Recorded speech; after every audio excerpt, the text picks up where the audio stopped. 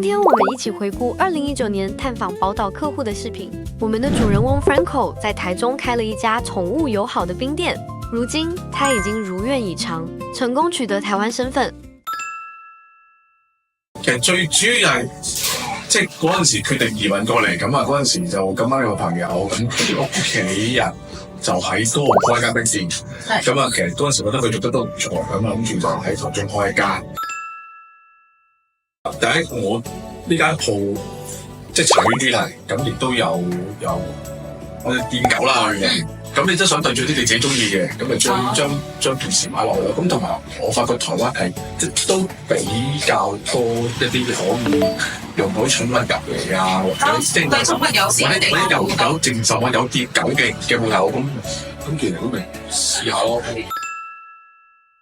你總要有社交圈子噶嘛，咁有啲交流，咁但係當然佢可能嗰個